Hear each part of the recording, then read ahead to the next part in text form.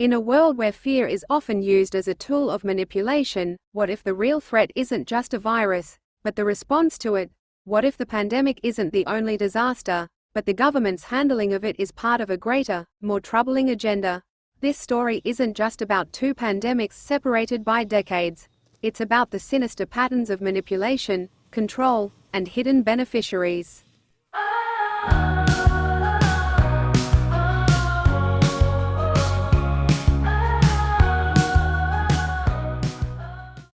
Hello, from the FAHQ station, this is Rocks 95. For Gavin Stanford, I'm Shelley Snob. Before we get into our main topic, we must address a disturbing incident involving members from one of our congregations in Oklahoma, where individuals were recently assaulted. At this time, we have very few details on the injuries, but our hearts go out to the affected families. Our leader, Jim Mason, is on the ground investigating, but as he instructed us here in Virginia, we're to keep working as if nothing has happened. So, let's move forward. To begin this broadcast, I'll remind you of this well-known saying: those who do not learn from the past are doomed to repeat it. Let's go back in time to 1976. Michigan, the state health director, Maurice Risen, ordered a stop to all swine flu shots after 3 Michigan men died hours after receiving their vaccinations. A new strain of H1N1, the swine flu, emerged in Fort Dix, New Jersey. Dangly parts. Anyway, a soldier died from the virus, triggering a wave of panic across the nation. The government, under President Gerald Ford, rushed to launch an extensive vaccination campaign. The idea was simple: vaccinate every American, man, woman, and child. I don't need another flu shot. I had a flu shot last year. A swine flu epidemic may be coming. Before the virus could spread. Sounds a tad bit too familiar, right? But what if the real threat wasn't the virus? The media at the time painted a picture of a crisis. They warned that the swine flu could be as deadly as the 1918 Spanish flu. In response, over 40 million Americans were vaccinated, many without fully understanding the risks. But what followed was unexpected. Instead of simply dealing with the virus, the vaccine itself became a problem. Soon, reports surfaced of people developing Guillain-Barré syndrome, a rare but debilitating condition. More than 500 people were affected, and at least 30 died due to complications directly linked to the vaccine. The vaccination program was halted, but the damage to public trust was already done. So, what went wrong? Was the government merely reacting in panic, or was something more insidious at play? Was the swine flu ever the real threat, or was it simply a means to test how far the government could go in controlling the population through fear? Some critics argue that the government's true goal wasn't to combat a virus, but to push the boundaries of public compliance and prepare citizens for future emergencies. In the years that followed the swine flu scare, the world would face another pandemic, one that would change society in ways no one could predict. Heightened states of emergency across the nation as a number of coronavirus cases soars above 3,000. This time, it wasn't just a new strain of flu. It was COVID-19, a virus that spread globally, causing mass illness, death, and economic devastation. Despite the widespread fear, the virus itself had a 99.9% survivability rate, with most people experiencing mild or no symptoms. But the response to the virus raised troubling questions. Was the virus itself the only threat, or did the government's handling of the crisis hold a deeper, more ominous agenda? As COVID-19 swept across the globe, panic spread just as quickly. Governments, led by the promise of public safety, enacted strict lockdowns, mandated social distancing, and pushed for the rapid development and distribution of vaccines. But much like the 1976 vaccination campaign, there were risks, both known and unknown. Good evening. The 69-page civil suit was filed just yesterday by the state's Attorney General, Chris Kobach, and it alleges that Pfizer violated the Consumer Protection Act by marketing the vaccine as safe, even though the company knew it was connected to serious adverse reactions, then misleading the public. The world was told that the vaccines were the key to ending the pandemic, yet many questioned whether the rush to vaccinate millions was fully justified, especially when the majority of individuals would survive the virus without major complications. What were the long-term effects of these vaccines? How much was being hidden from the public? Right now, 53% of all eligible Americans are fully vaccinated. Of those millions of vaccinated Americans, there have been 323 confirmed cases of myocarditis or pericarditis. That's inflammation of the heart muscle and the lining around the heart. Myocarditis, an inflammation of the heart muscle, has been observed as a rare but concerning side effect following the COVID-19 vaccination, particularly in younger individuals, especially males. The condition typically presents within a few days after vaccination, most often following the second dose of mRNA vaccines like those developed by Pfizer and Moderna. While myocarditis is generally mild and treatable in many cases, its occurrence has raised questions about the long-term safety of the vaccine. Health authorities have acknowledged the risk, though they argue that the benefits of vaccination, such as preventing severe illness and death from COVID-19, outweigh the risks for the majority of the population. Was the Pfizer COVID vaccine tested on stopping the transmission of the virus before it entered the market? If not, please say it clearly. If yes, are you willing to share the data with this committee? And I really want a straight answer, yes or no, and I'm looking forward to it. Thank you very much.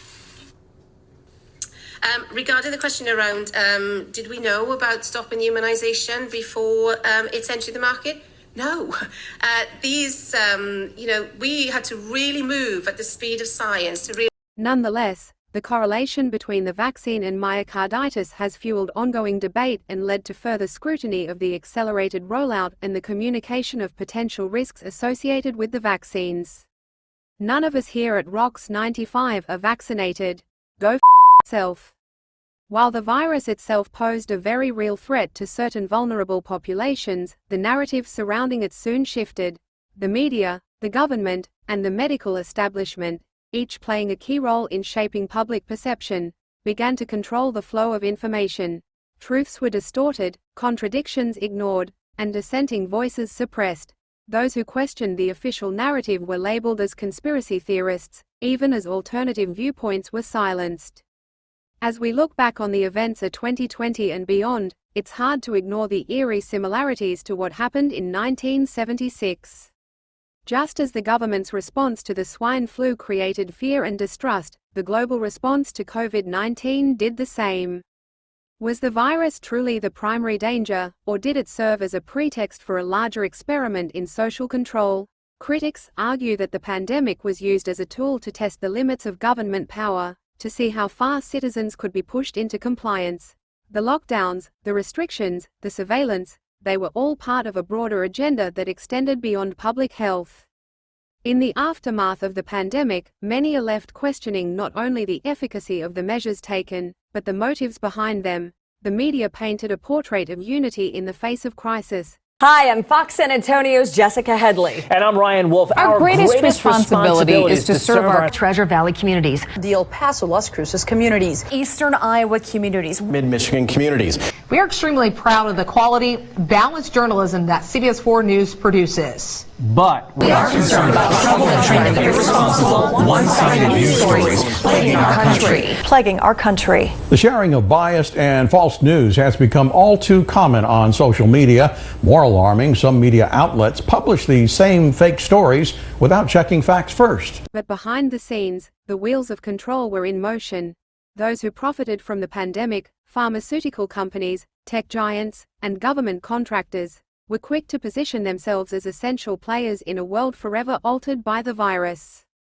So, once again, we must ask, was the pandemic the real threat, or was the true danger the way in which it was used to manipulate and control the masses? And as we move forward, will we ever learn from these lessons, or are we doomed to repeat them? In comparing the secrecy surrounding the virus in Outbreak, 1995, to the real-world handling of COVID-19, both narratives reveal a troubling pattern: the government's tendency to conceal critical information during a crisis, driven by a perceived need to maintain control. In Outbreak, the U.S. government hides the truth about the origins and dangers of the Motaba virus. They employ extreme measures, like quarantining entire towns and even considering biological warfare, all in an effort to avoid panic. However, this secrecy only deepens the mystery and complicates efforts to manage the outbreak, ultimately leading to a cascade of issues as the situation worsens. The public is kept in the dark about the true severity of the crisis, fueling distrust and suspicion. Similarly, in the early stages of the COVID-19 pandemic, governments worldwide, particularly in China, were accused of suppressing vital information about the virus. Early whistleblowers were silenced, and initial reports were censored, resulting in a delayed global response. In the West, many leaders downplayed the virus's threat, with some minimizing its seriousness and others hesitating to enforce necessary public health measures. This secrecy, whether born from the fear of creating panic or a desire to maintain control, hindered public understanding of the virus and its potential impacts. The lack of transparency led to confusion, misinformation, and a growing mistrust of official narratives, much like in Outbreak. Both cases demonstrate that when governments opt for secrecy, even with the goal of protecting the public, it can backfire. The fear of panic and the desire to maintain order can lead to greater chaos, as people are left in the dark and forced to rely on half-truths and misinformation. In both Outbreak and the real-world COVID-19 pandemic, the decision to withhold or obscure critical information only exacerbated the crisis. It undermined public health efforts and created a cycle of distrust and fear that ultimately made managing the situation far more complicated. When comparing the 1976 swine flu outbreak to the 2011 film Contagion, we see a striking similarity in how both events highlight the handling of a public health crisis and the secrecy surrounding it. In 1976, when the swine flu emerged at Fort Dix, New Jersey, there was immediate government action to create a vaccine and launch a nationwide vaccination campaign. Despite the virus's relatively low risk, there were no widespread deaths. Government officials pushed forward with the campaign, fueled by fears of a repeat of the 1918 Spanish flu. The secrecy surrounding the vaccine's side effects, which led to cases of Guillain-Barré syndrome, compounded the public's mistrust. The government's rush to vaccinate every American, while keeping the full risks under wraps, sparked confusion and fear, ultimately causing the vaccine program to be halted. Similarly, in Contagion, the film depicts the rapid spread of a deadly virus, MEV-1, and the race to develop a vaccine. Throughout the movie, we see government agencies, scientists, and health organizations trying to manage the outbreak while battling misinformation and public panic. One of the key themes of Contagion is the secrecy surrounding the virus's origins, the race to develop a vaccine, and the ethical decisions made by various groups. The government's need to control the flow of information is a central issue, as they fear that revealing too much could lead to chaos. The film explores the breakdown in communication and the consequences of withholding crucial details, particularly when it comes to vaccine distribution and the public's response. Both the 1976 swine flu and Contagion highlight the complexities of handling an outbreak and the balance between public health and transparency. In both instances, the government's decision to conceal information and rush to take action had unintended consequences. While in the 1976 outbreak, this secrecy led to vaccine-related health issues and public distrust, Contagion shows how withholding information in the face of an unknown virus can lead to misinformation, panic, and ethical dilemmas. Ultimately, both real-world and fictional crises underscore the delicate balance between managing a health emergency and maintaining public trust, revealing how secrecy and rushed decisions can escalate a situation rather than contain it. Maybe movies are trying to tell us something more profound than just entertainment. Throughout history, films have served as mirrors reflecting societal fears, anxieties, and the complex dynamics between government, power, and the public. From Outbreak to Contagion, these movies often explore themes of secrecy, misinformation, and the consequences of government actions in times of crisis. Though these films are fictional, they tend to draw from real-life events, like the 1976 swine flu outbreak, where the public was misled about the dangers of the virus and the consequences of an untested vaccine. These films often serve as cautionary tales, prompting us to reflect on how we respond to real-world situations. They may be suggesting that when we allow fear and secrecy to dictate our actions, the consequences can be far-reaching. Maybe, just maybe, They are warning us about the dangers of complacency and the need for transparency in the face of uncertainty. In conclusion, whether it's the 1976 swine flu, COVID-19, the fictional outbreaks in movies like Contagion and Outbreak, or the real-world responses to global pandemics, one common thread emerges: the consequences of secrecy, misinformation, and a lack of transparency. While movies might dramatize these scenarios for entertainment, they often hold up a mirror to the mistakes and missteps we make during times of crisis. The failure to fully communicate with the public, whether out of fear, political motives, or a desire to maintain control, has a lasting impact on trust, public health, and overall societal stability. The real question we must ask ourselves is: are we learning from these cautionary tales, or are we destined to repeat the same mistakes again? Only time will tell, but allow me to alter my previous quote. If we do not learn by our present, we will repeat it in the future. Thanks for watching. Be kind, and rewind.